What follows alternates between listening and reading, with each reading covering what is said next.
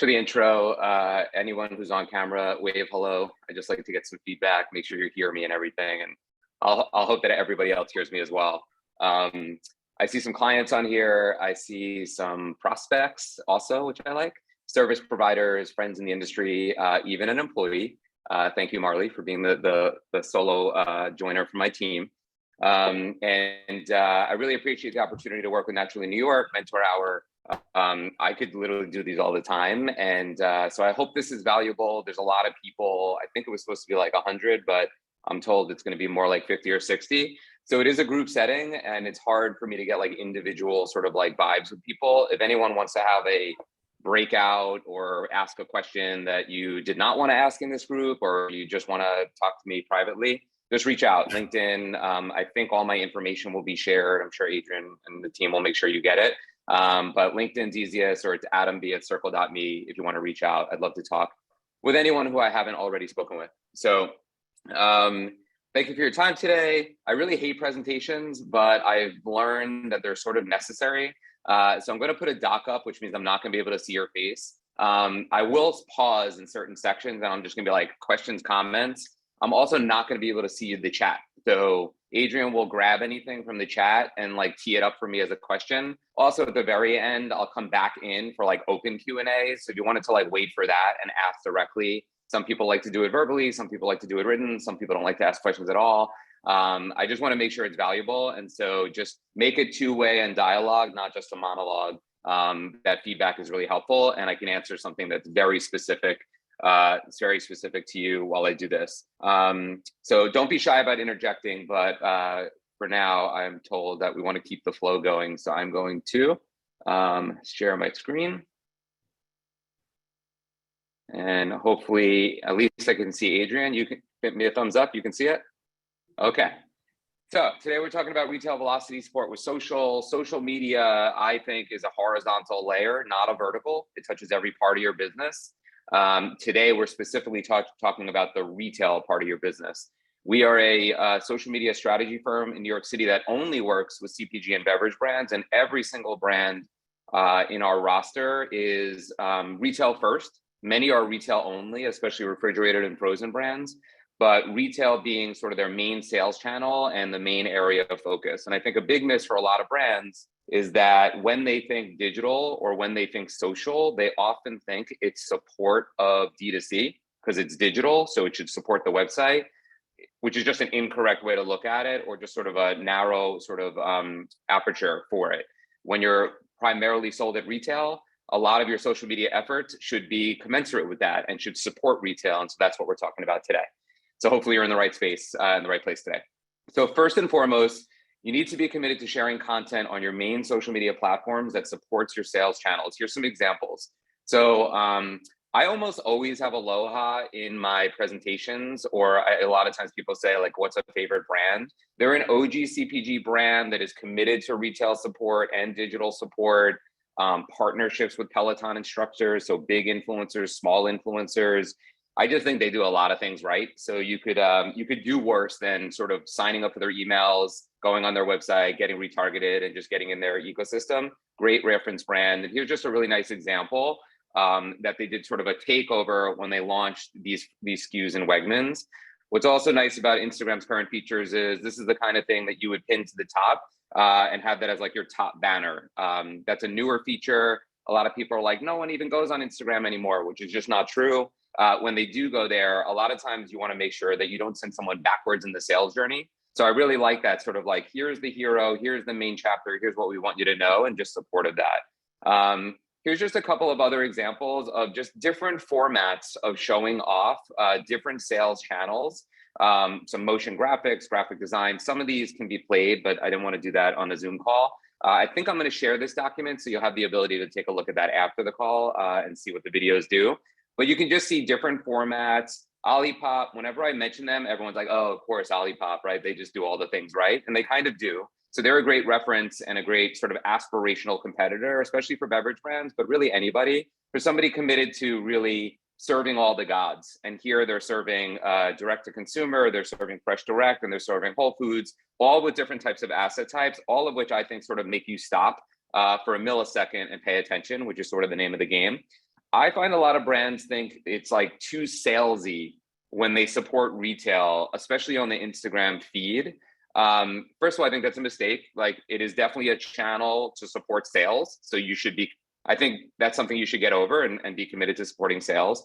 But with Instagram feed no longer being the king, it has been forever, for like 4 or 5 years. With it no longer being the king, you just have other areas, YouTube Shorts, TikTok, just other areas that you're showing up where you could be supporting retail. And not all things Instagram are Instagram feed. And I find people sort of like have that mistake. It can be stories, it can be reels, and it can also be ads. So when we're in conversations with our clients, they might be like, you know, a creative director might be like, well, I fundamentally disagree with having anything salesy in the feed because it's got to be a beautiful mosaic of just aesthetically looking nice content. I disagree with it and I would push back, but that's no problem. That can be sort of how you put paintings on your wall and that's what you display. But here's some things that you should maybe just do in ads. So my strong belief is that you really need heavy lifting, studio created, retail velocity support content of all different discipline in your arsenal, and TBD where it shows up. I'd argue it can show up everywhere, but it's an asset type that you need. And when I meet with brands, I would say it's the most common one that I do not see enough of, supporting their main channel. So this is like pretty straightforward. This is like an easy layup. I just advocated for content that supports retail. I'm gonna pause. Were there any questions or comments? Anyone totally disagrees? Anyone wants some additional insight on content that I like? Were there any questions, Adrian? I can't see. All right, either I stink or it's been great so far. So hopefully it's the latter. Okay, so when you create this content, it's mission critical that you have the package as the hero, like the actual package, right? Here's some work we did for Yasso where, you know, we've done some of the food porn, we've done some of the product out of the package, which is miserable for Yasso because the second you take it out of the package, it melts. But we do all that kind of stuff. And, you know, I saw Emily's on here. She's a content creator. She might have even worked with Yasso. So she knows the pains of shooting products, especially when they're out of the package. But product in package, mission critical. And I think it's a huge miss. I see brands constantly doing a lot of like food porn, a lot of like recipe development, or they go the other way, a lot of like UGC and PGC, which we'll talk about in a second. But they say, well, what would you change? And I would say 99 out of 10, I say, I don't see enough of your actual package so that when I'm in a store, I even have a chance of remembering it. Awareness, consideration, trial at retail, that is the name of the game. And so that's how you should be thinking about it. I think I saw a couple of brands that I know that, at least when I spoke to them, were D2C only. So I think if you're D2C only, you could make a different argument. You could be like, that's not as important, right? Because they're not experiencing us in like a sea of a million brands in the bar shelf or the frozen shelf. But if you are sold in retail, it's table stakes. You have to show off that packaging consistently in all different ways, in memorable sort of displays. But you just want to massage marketing 101 that like this person sees it, they see it multiple times, and next time they're in the frozen aisle, they're intrigued and they try it. Huge miss, huge opportunity for improvement, making sure that you have content for your brand that is showing off the package for recall at retail. So in addition to that, I have found that I'll send examples. A brand will say, you know what, Adam, I've seen you on LinkedIn, or I hear you, you're very compelling. That's great, I hear you. Can you send over examples? So I'll send over examples. This literally happened last night, even after I made this presentation, so it's crazy. I'm not gonna call him out, but I sent him a bunch of examples from our Instagram feed, and then I sent him a bunch of examples from some clients' Instagram feed. One of them was Love Beats, and it's down below. And he's like, hey, these are awesome, but not for nothing. There's no engagement on any of these, so they must stink. So is it really worth the time? And so what I would say to that is, make sure that you really understand the full picture of what's actually going on. I always say, don't look at other people's treadmills because you don't know what the story is. Focus on your own. The metrics for success for a lot of the efforts that we do here at Sircle, especially around retail velocity support, is definitely not measured in likes and comments. It's also really important to know that like not as many people like and comment Instagram posts anymore. It's like an action that not as many people do, but that does not mean that people don't consume content there. A like and a comment does not equate to consumption. So we really focus much more on making sure that people are are seeing it. So reach, views, plays. So if you have a video, impressions, and cost per 1,000 views, much more than likes and comments. So we want eyeballs to be aware of shelf space, and it doesn't really matter if anyone liked or commented. These are actions that just happen less often. So here's just an example of a brand of ours. It's Cello cheese. It's not the sexiest category. They're sold in the cheese section. They came up with these new snacks. They were very excited about being in Hy-Vee. So we take that asset right front and center. You can see what the package looks like. It's available at Hy-Vee. It only got 60 likes. It only got 1 comment. That is not a dud in our book. It got 10,427 video views. And again, it's gotten much more since then. And 27,000 people reached. So reach means it reached accounts. So there were a ton of people that maybe didn't watch the video, but they saw the cover art. So they still saw the brand and Hy-Vee. That's retail velocity support. And then views meant they actually watched the video and they consumed it a bit more all day long. This is how brands should be thinking about supporting their retail shelves. Next, you also need to understand that most platforms are pay to play, especially Meta. So if you post on Instagram and Facebook, you must also support it with paid media dollars. We have a lot of brands that we make just content for. It's a different division of Sircle called Square, where we're just their art department. And they'll take it and then they'll be like, I'll be like, how's it going? Are you happy? They're like, love your team, love the content. It's just not performing. And I'm like, well, what does that mean? What are you doing with it? And they're just posting it organically on Instagram and then they're hoping and praying. And I'm like, if that's what you're doing, I can guarantee you up front, that's not going to work. That is not a measurement of success on the quality of the content or effectiveness. You're just hoping and praying for organic reach on a platform that has no organic reach, just nonsensical. So you got to make sure that you're putting key content, like heavy story lifting content, like find Bobos at Sprouts, and then you're supporting that with ad dollars to people who shop at Sprouts within a certain radius with zip code targeting, fans of competitors who also shop at Sprouts. Like you really need to be offering that additional paid support for sure on Meta. Right? There is no organic reach on Meta, maybe a little bit with Reels and Stories, but like really not much. So it's all paid. All of it's going to Mark Zuckerberg, whether it's the traditional paid or it's organic, you're supporting that with dollars. And I feel like a lot of people have been up in arms, especially D2C focused brands of, that iOS change, man, it changed everything. Facebook ads are dead. And first of all, it's just not true. Second of all, I think it's a golden age for retail velocity support. Because there have been, since the iOS change, a real mess for D2C, and it's still going on. So a lot of people have moved their dollars to TikTok or OTT or elsewhere. I even had a brand come to me and say, you know what?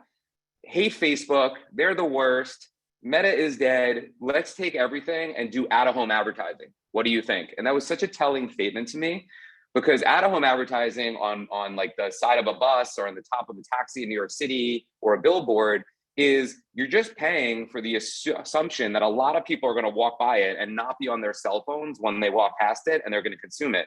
With Facebook, you can accomplish the same thing, but at least it's a targeted audience. It's people who live near Sprouts, who shop in Sprouts, who are fans of your competitors. Why would you not allocate dollars to that, instead putting it towards out-of-home advertising? It just shows a fundamental lack of understanding of what's actually going on in the Meta ads platform. All day long, we're running retail support campaigns and seeing favorable CPMs because there's just more inventory in support of it. And while it is not as measurable and you can't track everyone down to the pixel and see every dollar from a ROAS point of view, you can support retail with ad dollars and your dollar just goes so much further. Very, very important. So here's an example. This is the first one I ever got where a brand was like, oh, that was super cute what you did for Good Day Chocolate, but it got like no engagement, 31 likes, 3 comments. This sucks. And so I actually posted this on LinkedIn as an example. This is from a close the business email that we sent to all of our clients every Friday. And it's like, this is your top performer. It was a promoted post. And while the engagement wasn't there, it reached 30,000 people with a very specific message. And then there was some copy to go along with it that talks about why it's good and why this is a melatonin-based product and yada, yada. But it's a good visual. And so if you're making content with companies like ours or Set Creative or other agencies out there, you got to make sure if you make it, then you're going to be deploying it on platforms the right way and using paid dollars to support it. Very, very important when you do that. So you need to create retail support assets across discipline, show off the packaging and the content, support it with ad dollars to guarantee delivery, and then not worry if it seems like others are doing or how their content performs from an outsider point of view, because you just don't know what's actually happening behind the scenes from a reach, impressions, and views point of view. That's really the secret sauce. So the bottom line, I always tell people, stop looking for excuses for why not and start understanding the platforms and solving for why yes. Again, questions, comments. I see some chats, but I don't know if there's any actual questions. Yes, so we do have a question. We have a brand here who has about roughly 10,000 followers and a few million in revenue. She is curious to hear your thoughts on boosting ads versus dark ads and what the proposed spend should be. Proposed spend is too loaded. There's so much more I would need to know to give that answer. So whoever that was, just hit me up privately and we can go over it. I also go into some spend sort of tactical recommendations down below and how I would split between TikTok and Meta. But specifically, you mentioned, 10,000 Instagram followers. We manage social for about 50 brands at Circle. We manage some paid social for every single one of them. And in all the spend that we do every month, we never spend even $1 targeting followers. So that should say something, right? We're a CPG specialist agency managing a lot of brands, managing paid social. We never spend $1 targeting their followers. You don't reach your followers organically anymore. And we don't target your followers because most of our brands, especially a brand with a few million in revenue, we're looking for new eyeballs. We're looking for retail support. We're looking for consumption because they're very early stage. So we don't spend any time there. Boosting and dark, like boosting to me is if you're making content, you're boosting it. It doesn't have to be all your content, but it should be your package forward, describe the product, unique selling proposition type content. So for example, if you only had $100 and you were posting 20 times, I probably wouldn't put $5 per. I'd probably pick my best quality, best message delivery vehicle, which I think are videos, because that just greases the wheels and gives you more opportunity. And I would probably put more dollars on less posts to give those opportunities to succeed. And it's a sort of bow on everything I'm talking about today. When you're thinking about, well, what is my most important? I think it's retail velocity support. It should be supporting your key stores and doors. And if you're a CPG or beverage brand, you're probably always innovating and you're probably always launching a retailer. And probably the most important KPI for your business is retail velocity support, right? I got on the shelves, but how do I stay on those shelves? So it goes back to basics. You're making content that supports Erewhon, Wegmans, Giant Eagle, whatever. And when you make those assets, ideally videos, you're targeting those with paid dollars. The dark posts are nice is that you can just create a post that never shows up on your feed. So that's a great example of like, you know what, Adam, we are very branded. We do not like to have where it feels salesy. So we're just going to do that outside of our feed and target people. And that would be a time to deploy that where you just like feel like it doesn't have a place in your feed, but you still want to make sure that it gets seen by the right eyeballs. Everyone should be creating audiences. And if you're very early stage, you can create audiences, you can create lookalike audiences. Some of these things are harder to do with the iOS changes, but what you know is there's a huge audience on Meta, and especially on a place like Facebook that everyone thinks is dead. It is not, of like Sprouts shoppers. And zip code targeting is really effective with Meta. So taking key stores and doors, even asking your buyer, like, I know I just got into 100 stores, but are there any ones that are like the most important ones? And sometimes they'll be like, look, we have reasonable expectations. Like we do not think our like suburbs of Sacramento store is going to have like high velocity, but the key stores we look at for like momentum are these. If they give you that, that's amazing, amazing intel. Sometimes they might not, and then you have to make assumptions, but I would always ask. First of all, by asking, you're showing that you're supporting velocity. Buyers love that. I don't know if there's any buyers on this call, but if there are, raise your hand. You'll probably agree. And if they provide the intel, it's a home run. So that's how I would go about that. Just for the sake of time, I'm going to jump on, but whoever that was, just ping me directly and we could get into like, hey, here's my budget. How would you allocate that? And I or someone from my paid team can definitely like give you some thoughts on that. Okay. So number two, you can and should be deploying all content styles and then doubling up your efforts for maximized results. So not only is it incorrect and myopic to think you don't need retailer support content, but I would argue it's the most important asset class for earlier stage CPG and beverage brands. So I have some examples below where the main KPIs are reach, views, and plays. And I would also argue that shares and saves are huge KPIs. It's just a sign that the content resonated. It wasn't the goal, but it was definitely appreciated, and it's an ancillary benefit. So breaking these down. So the first one is something we did for Bobo's, big fan of that brand. We've been working with them for a long time. And what they did here is they got PGC, paid generated content video, showing in real life footage from inside of a Costco store, and then targeting a curated Costco audience. And what's the benefit there? 130,000 very targeted views. It actually did get a pretty nice amount of likes, 558, 19 saves, 73 shares. So that is sharing with somebody else on the platform that this is a product available at Costco, rinse and repeat, home run. Second one is create an asset that can serve multiple retailers where you have a lot of overlay ideally, and then be split into individual assets. You can zero in on one retailer or maybe a group. Like if you have a lot of things in like the Midwest and you want to support them all, you can sort of siphon these off. Some of this stuff can actually be made in Canva if you're crafty enough with Canva or with a motion graphics animator team.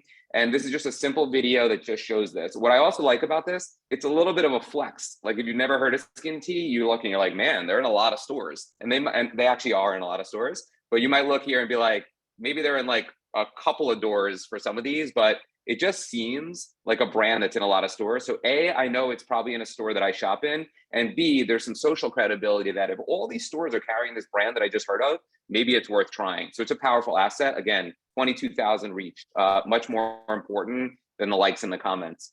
And then this last one, which you see here, I just got to scroll down. Collaborating with another brand so you can both underwrite the reward of a gift card at a key retailer and then boost that giveaway to fans and shoppers of said retailer. Bonus, get in the weeds on the comments to facilitate consideration and trial with an audience that you know shops at that retailer. So think about it. You're making this asset, you're partnering with a brand. Here we partnered with another brand in the CPG space, which you might think is like, they don't really go together. It's like a granola bar and a tortilla wrap, but like they're both better for you, both clean ingredients, both sold at Sprouts. They wanted to pair up, we partnered with them, we made that collaboration. We underwrote it with a gift card to Sprouts. So anybody who's gonna enter this shops at Sprouts. I wouldn't enter it because I don't live near a Sprouts. So you have a really nice coveted audience. When you start to get comments, 2,200 comments, some people are saying stuff, some people are tagging their friends, whatever it might be. Your social media manager is in the weeds having a conversation because it's all Sprout shoppers. So that is like gold, and you should be panning for gold in those comments. And so these are assets that are fairly simplistic, they're diversified, and they do a lot of heavy lifting, especially in getting in front of the right eyeballs. Very, very important part of your overall plan. I actually didn't stop for questions here, but I want to stop. Any questions on that? We did have a couple questions come in also as it related to the topic prior that you touched on. So I'll start with thoughts on non-US brands selling in the US market and whether they should split their social platforms geographically. So for an example, should a UK brand have a UK IG feed and separate from US when launching in US retail?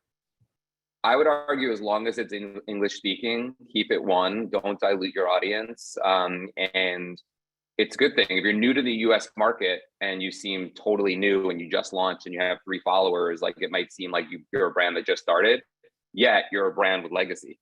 So I'm a believer that as long as it's not like a different language where it's like completely different and then there's a whole layer of issues that you have, I like the idea of having it one because it's just a flex up. I think a big asset type, when I started Circle, we used to have a different like set of buckets of content. And one of the buckets was called Bigger Better. And I thought Bigger Better was anything you can do, similar to the Skin Tea asset, anything you could do that was like a soft side flex that we're bigger than we seem, like inertia, energy, lots of people have been to the rodeo before. Those are really important assets to have.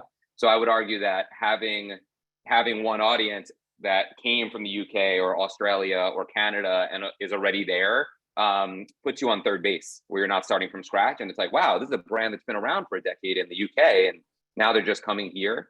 So that would be my visceral take. Do we have some brands that are not doing that? Of course. Could I be argued why to do a different route? Sure. But that's my visceral is like, don't dilute and have it be a consistent message and use the flex up. And we have one more. Shoot. For a brand that's not currently on shelves, but looking to launch into retail in 2023, how much should they budget for retail support? Is there a percent guideline of budget for productions? There's no budget guideline. I have Marley who runs our influencer department on here. I'm sure she would like pounce on this, but I'm not going to turn the mic over. Sorry, Marley. So I'd say that when you launch a retailer, we actually offer a product. It's a retail velocity support product. We recommend $10,000 for one regional retailer. Let's say like this is not going to serve 3,000 Krogers. It's going to serve. We got into 50 Giant Eagles in the Midwest, and now we need to kick butt and take names. Like, what do we do? It should be in your deck. So your buyer should, without even asking, like, how are you going to support velocity? Here you go. We're going to bring in content, because we just heard Adam Brown speak about this on a panel with Naturally New York. That is like aerial support that we're in Giant Eagle, and it's going to be great. And we're going to target people who shop in your store. They love that. Free advertising for them. Then we're going to provide foot traffic, gifted influencers, local influencers, and I'll talk a little bit about Social Nature and some of that other stuff down below. I think someone from Social Nature is on this call. So shout out to you guys. And, foot traffic, so like military strike, aerial strike, and then ads dollars to support both Meta and TikTok ads and your influencers. So what we usually recommend is you're allocating $10,000 between management fee to get the influencers, activate the influencers, and sort of like run the whole thing. And then you're usually allocating maybe $2,500 to $5,000 in media support of those efforts. Can it be less? Should it be more? Sure. But generally speaking, that's how I would allocate for it. Now, a lot of brands are like, look, we're under $1 million in revenue. We just got our first retailer. That sounds amazing. We were thinking more like $500 and a stick of gum. I totally get it. Like, that's where you're at. If that's the case, then unfortunately you can't do that. It's just math, right? You can't afford that. So then it's much more important to like really, really be in the weeds and look for influencers, micro and nano influencers, just people in that area that work with that retailer, and just like a salesperson, like firebomb them, like reach out to 100, 20 will get back to you that they're intrigued, find a way to get them into the store, reimburse them over Venmo, so at least you got a sale. And then there's other things like aisle and some of the things I touch on in a second, but like you just need to support that with some brass tack stuff if you don't have the funds.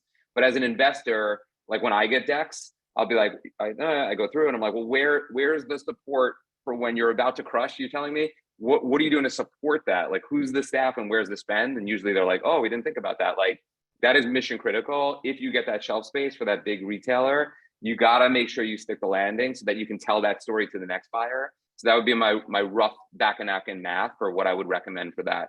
And we can go in the Q&A more, or we can do a one-off on that if that person wants more context. So number 3, and this could speak to this a little bit, this is a way to get scrappier. So in addition to stylized and owned content, it's imperative to have PGC and UGC. So you deploy people, influencers, super fans, your social media manager, hired PGC creators, interns, ambassadors, or all the above, to literally go into retailers and create scripted UGC, known as PGC, content to convey where you are sold to. So here's 3 examples of like literally like out in the shopping, like out in the parking lot, going in, trying the retailer. These are easy to do. Anyone can do these. I think that one in the middle there is actually somebody from my team, but like generally speaking, this can be anyone with their hand out. It can just be going into the store, but just literally telling the story. And if you're an early stage CPG brand like that team is, a lot of times I find your first retailer is regional, right? You're not in like Ohio and your first retailer is Erewhon. It could be, but not usually. So hopefully it's in your backyard. So then you're getting like everybody you've ever met in your whole life to be going into these stores and like grab the product and use it. And this is the call to arms. But anyone that could actually just do a little bit of a scripted PGC, like let's say you're a product that's sold in the frozen aisle or you're in the produce section, like literally just tell the story of where to find it, because you don't want to make it complicated for people. And this is content that you can now use for ads. These are great for ads, top of funnel and mid funnel. These are great TikTok assets, Reels assets, Stories assets, and YouTube Shorts assets, and they're all done with your phone. So this has to be a part of your mix. I find a lot of brands are always binary. So it's like beautiful studio, like Poppy, like brands will be like, we want to look like Poppy. Or the other one, like, yeah, studio's dead, everything's PGC. And the truth is, it's not one or the other, it's both. You need both. But here is where you're using PGC that does a lot of heavy lifting. And if you're sub $1 million in revenue, you really can't afford the high level studio content. So you can over index with a little bit more of this and have that do heavy lifting for you. Mission critical. I want to stop for a second. Is there anyone that was like, I don't even know what PGC means? Like, I never heard of that. Or, how do you find people to do this? Just any questions on that topic? Nope. Okay. And then I say number 4, whether those are influencers or scripted PGC creators, make sure you have full rights usage to be able to leverage that content in your feeds, and more importantly, via ads, both on your platform and via whitelisting on there. So just quick, like whitelisting, I find most brands I speak to are like, I don't even know what whitelisting is. Like, I never heard of it. And it's interesting, like as Marley can attest, like that's table stakes. Like if we are going to engage in an influencer, we are going to get rights usage so that we can use that asset. And a lot of them will not want to do that. They'll say, no, I don't give rights usage. And we might say, great, then we won't work with you. But we need rights usage. And then we want the ability to whitelist, which is essentially just going into their ads platform on their account with their likeness and then guaranteeing delivery. Just a little side note with influencers, it doesn't really matter how many followers an influencer has. There's definitely some calculus of like, if they have a good audience and they're highly engaged and they're very intimate, fantastic. Those are some stars, and that takes some like massaging to find them. But a lot of times influencers will trade on their follower count. And as we talked about already, there is not that much organic reach. So they don't reach the people that they're claiming are their followers anyway. So I'd rather guarantee delivery where you can put it in front of their followers, but guaranteed, or you can put it in front of Sprout shoppers, but it's coming from a whitelisting point of view. Secondarily, outside of whitelisting, when I talk about full rights usage, it could be a UGC asset. It could just be like a mom and her kids. And you could just reach out. Oh my God, Melissa, so cute. Your kids are adorable. Thank you so much. This is so great. Would you mind if we use this and sort of give us like release to use it? Many, especially with kids, will say no. And you got to respect that. Absolutely not. No problem. Thank you for being a fan. That's it. But many are like, sure. And you can sometimes sweeten the pot. They might say no, and you'd be like, we'll send you a coupon, or we'll send you something, or we'll put you on our ambassador program. And suddenly a no becomes a yes. But you should definitely be in the habit of asking so that you can get some of these people to work with you and then give you a release. If it's PGC, meaning it's scripted and you paid for it, it should be in your contract. Hey, Adrian, I need you to go into an Erewhon. I need you to do XYZ. This is kind of what we want you to say. We're going to pay you whatever it is. If you're not looking for influence and you're just looking for content, the price should be much less expensive than their influencer rate, because you're not asking for the media placement. You're just asking for the asset. And some people don't even understand that. They're like, I get $1,000. They're like, but we don't want your influence. We just want your content.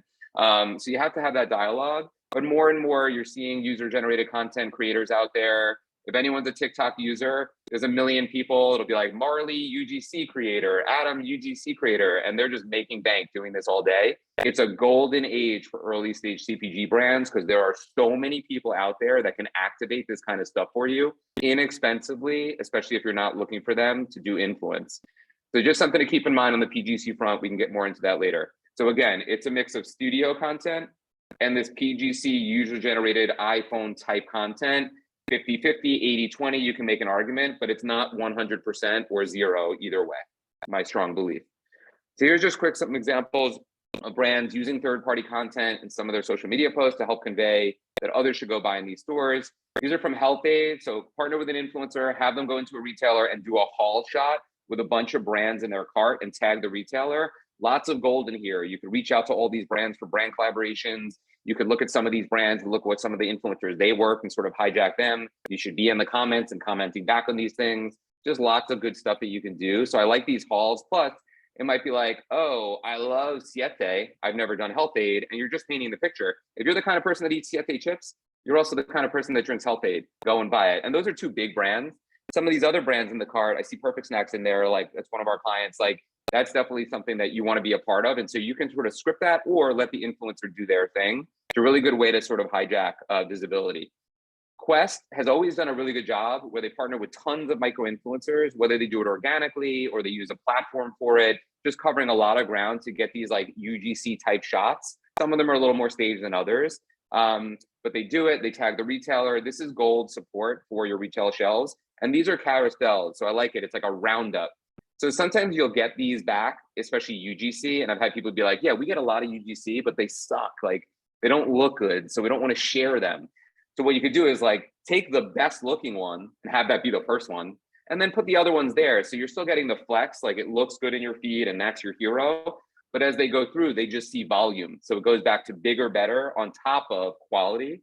I also think you're overthinking it. You might think something doesn't look good from an aesthetic because it's your baby point of view, but it might be cool because the one that looks pretty B and the girl has rollers in her hairs and looks like a slob is probably more likely the real scenario than this girl from Quest. Like most people don't look like that when they're going shopping. So like, it's like a little bit more staged, but whatever works for your brand and your aesthetic, like that is a methodology that I think is a good idea to be thinking about. I think Kara's on this call, so shout out to her. These are actually pretty old. Just used to be a client of ours way back in the day, but I like these. These are no influencer, and they actually have a celebrity owner, so they definitely use him for some of that. But lots of shots that call out the retailer and encourage you to go. Then they boost it to all types of fans of the retailer, which work really nicely, especially with a call to action like 5 for $5. So they just want to get a lot of foot traffic into Target. So Target's like, this is great. And they'll underwrite that. They have the ability to do that. So these are just like really nice visuals that clearly are painting the picture. Like, yeah, this is at Target. And this might be something I should check out next time I go there. And Target's such a golden retailer that can work with all types of brands. And a lot of times when people go to Target, they're going for lots of things. They're not just going for their groceries. So there's just like a lot of time spent in a Target. So I really like these like in-store visuals painting the picture. And then hopefully people are thinking about it next time they go and maybe buying it with some sort of like BOGO or offer or thing like that. CVS, Whole Foods, again, Target. It could be simple. You don't need anything. You don't need a cart. That could just be like in the street, outside in the parking lot of a Target. We all probably live near one. Here's an easy hack to make an asset like that if you're in a Target. Here's just Mama Chia doing the same thing, sort of in a Target in the basket.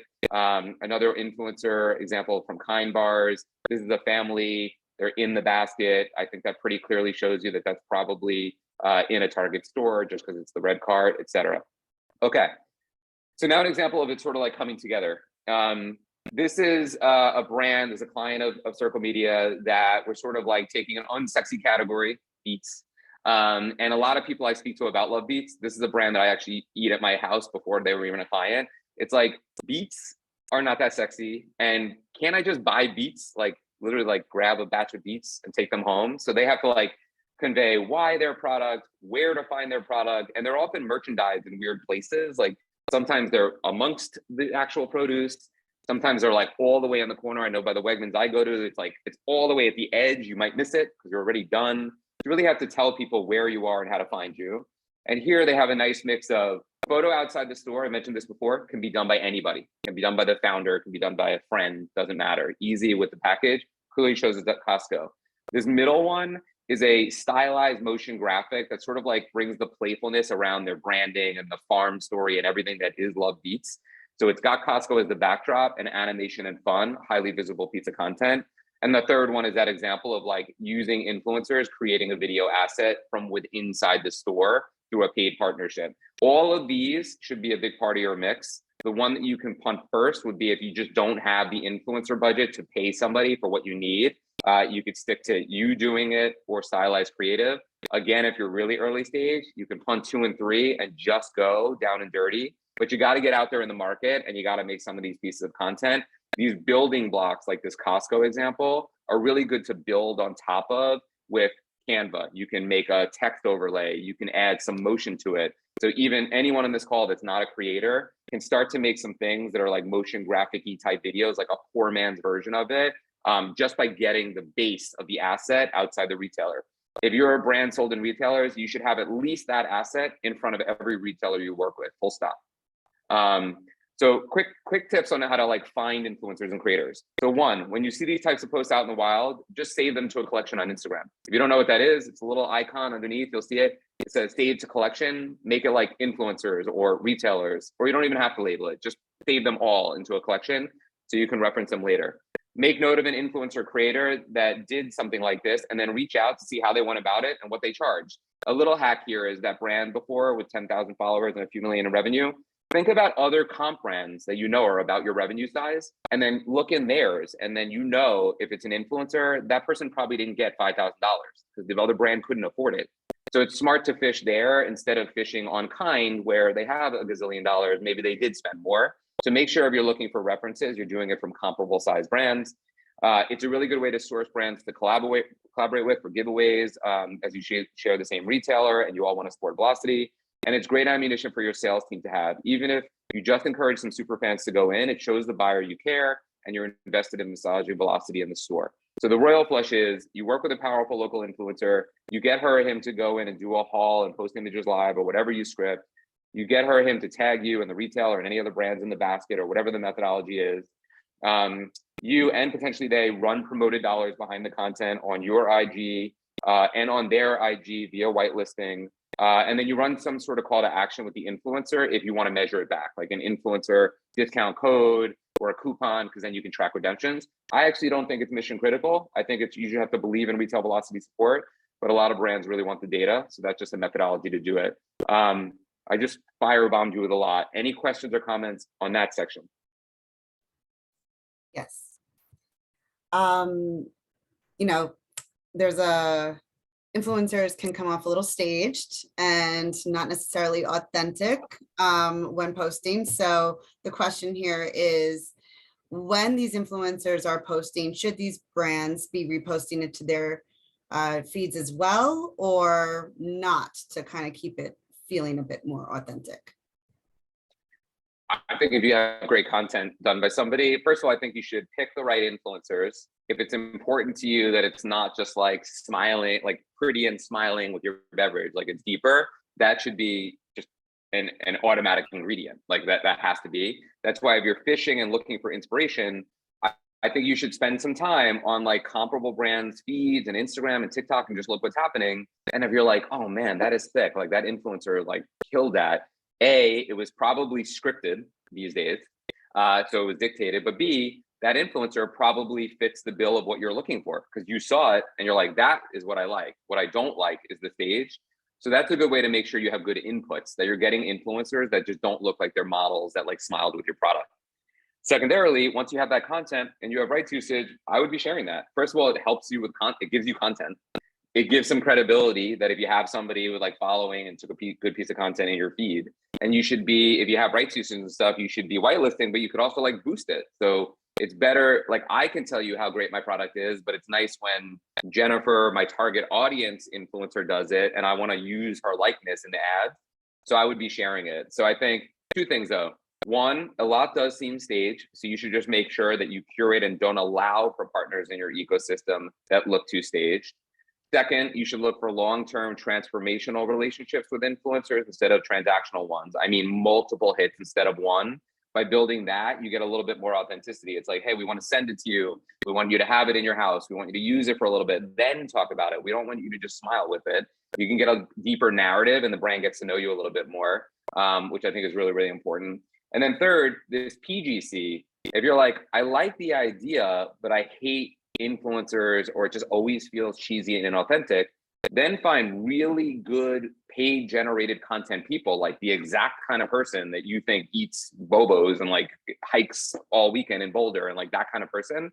And then just script exactly what you want it to say. So you're getting this likeness of this person that doesn't work at Bobos, but you're pushing that and it kind of seems like an influencer, even though you're not paying that person for their influence. Hopefully I answered that question.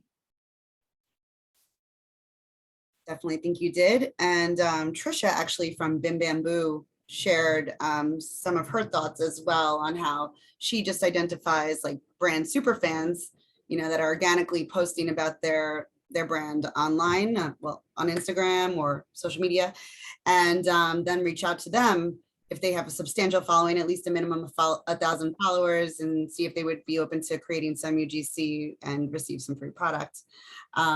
Seems to be working really well for them. So it's great to hear that. We also have a question from Jordan at Fody Foods. She would like to know, when working with influencers, do you recommend using the collaboration tool on Instagram to have the same post shared to both feeds and capitalize on the reach or following, or do you suggest on keeping them separate? I think it's a mix. So I'm saying yes, like we kind of do. I posted something about it on LinkedIn the other day, and someone's like, "We find whenever we do it, it actually gets worse engagement. We don't love it."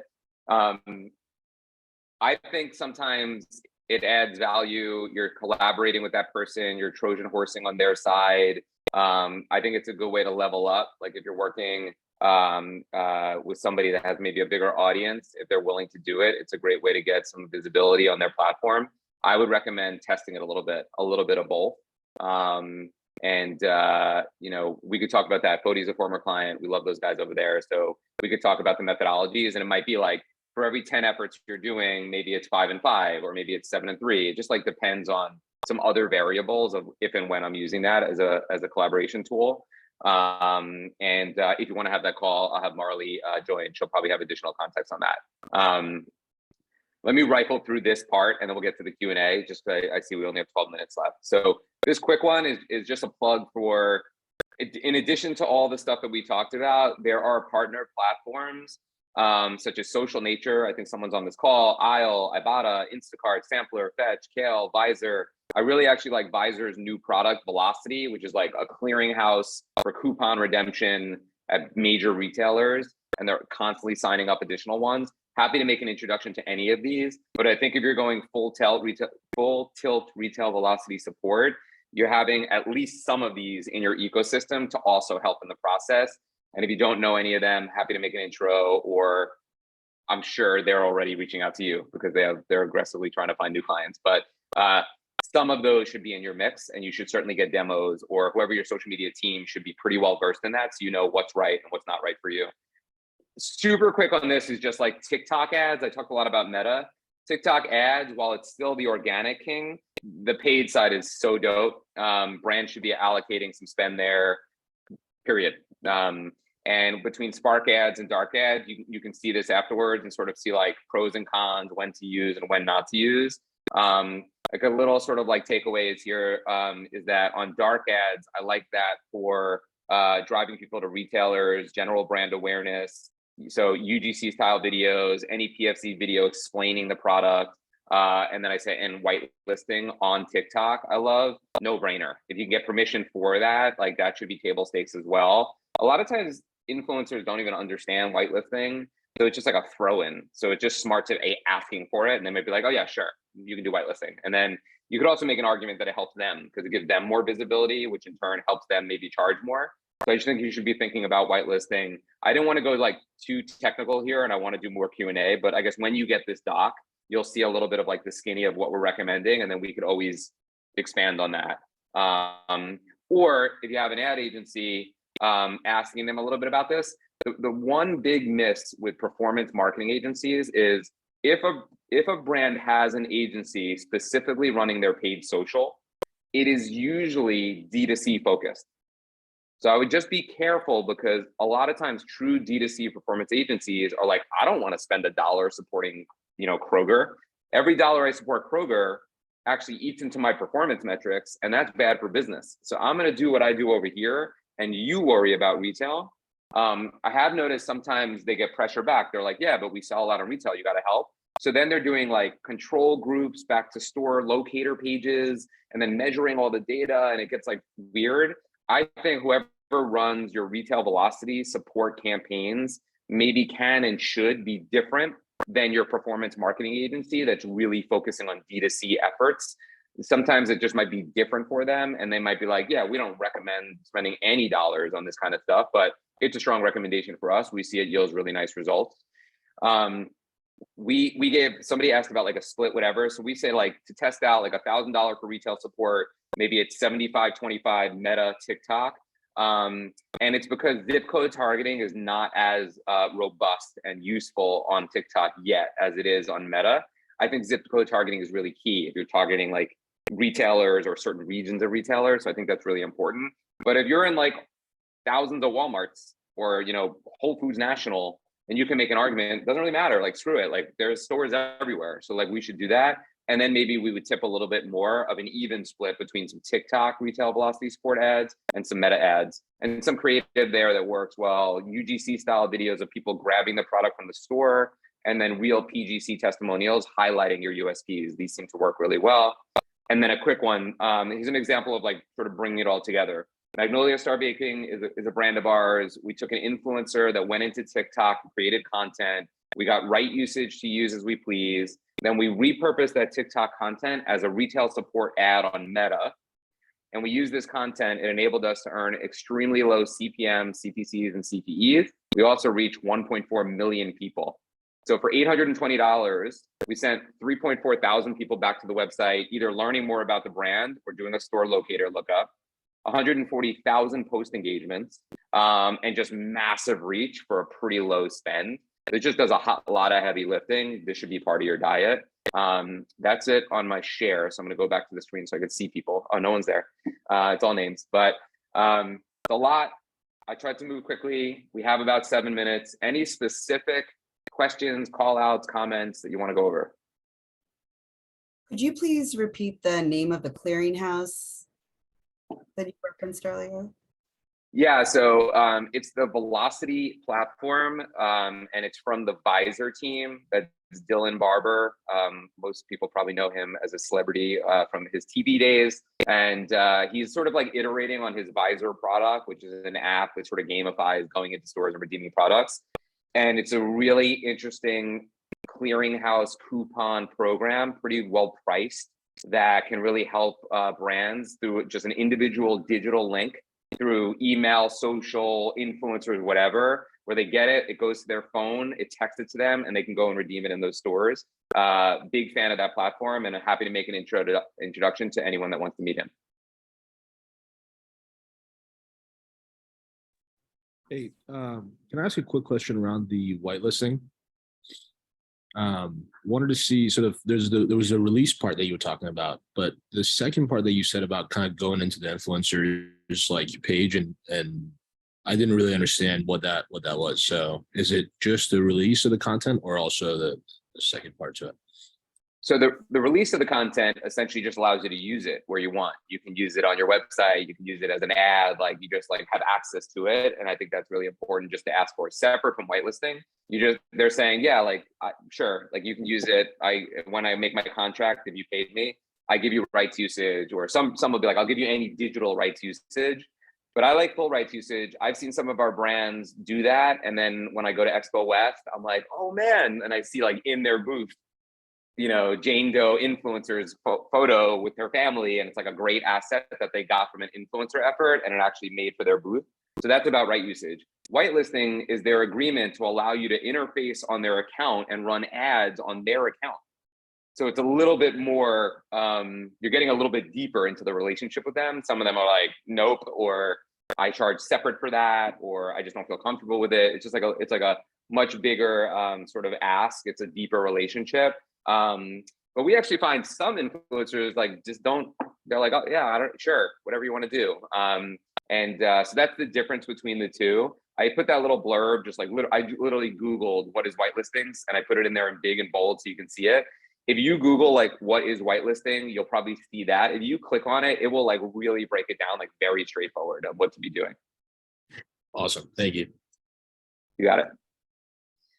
Adam, there was a question earlier in the chat, and I actually had the same question. Can you talk a little bit about how you feel about using the collaboration tool on Instagram?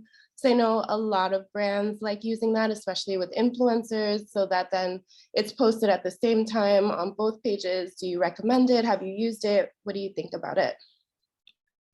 Yeah, we touched on it a little bit before. I'm a fan. You know, I think it's really good if they have like a big audience.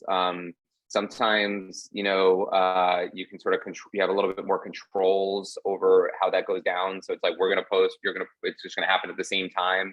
Sometimes it could take a little bit of work away from the influencer. We're like, hey, we're going to do this. We'll handle it. You know, we got it. We'll make it happen.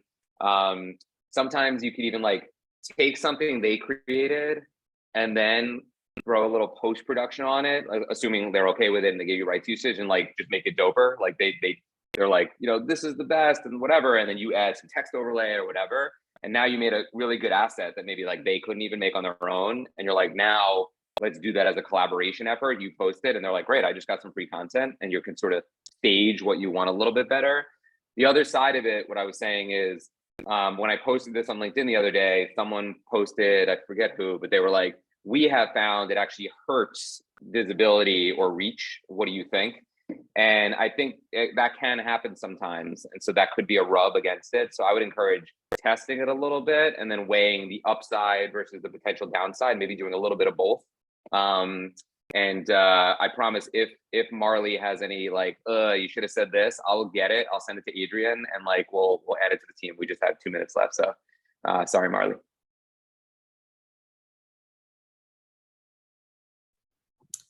I think we have time for one more question. Does anyone else have anything they'd like to share? I have a quick question. And thanks for your time today, Adam. Are the brands that you're working with, are they looking at like spins data with sales teams to kind of actually measure velocities at the store level? It depends on the size of the brand. So like big brands that could afford spins, which is very expensive. Yes. Like I assume Bobo's does, like I assume some brands do. A lot of the brands that we work with, so we work with brands sub 3 million and over 100 million, but I would say those are outliers. The sub 3 million is usually content and influencer work. Our sweet spot is probably like, let's say 3 to 100 million. And obviously that's a wide gap. A $97 million brand is very different than a $4 million brand. I'm not the biggest believer in it. I love spins data. It's amazing. And if you can attribute back and tie it back, it's amazing. But like, it's a reach luxury that I almost think is unnecessary. If you believe religiously and philosophically in all the things I just said, then I think you just double down and implement those things instead of relying on spins data to then prove out that you were right or wrong. But I think I would say most brands I find that are using spins are probably north of 30, 40 million in revenue.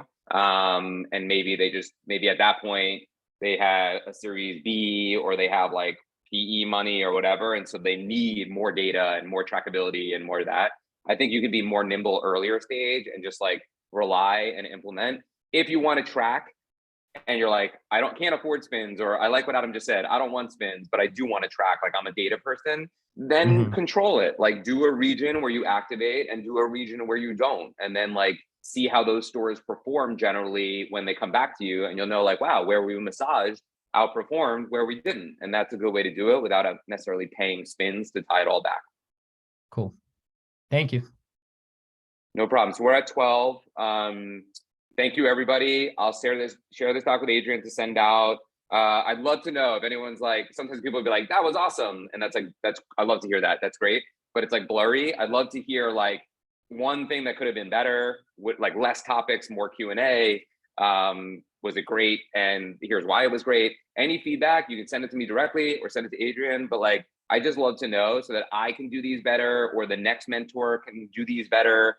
And that you guys are getting more value out of these. The only way to get it is when it's like fresh on your mind of how this just went down. So, share that with me. I have thick skin and it can only help these be better. So I appreciate any feedback and I really appreciate everyone being here today.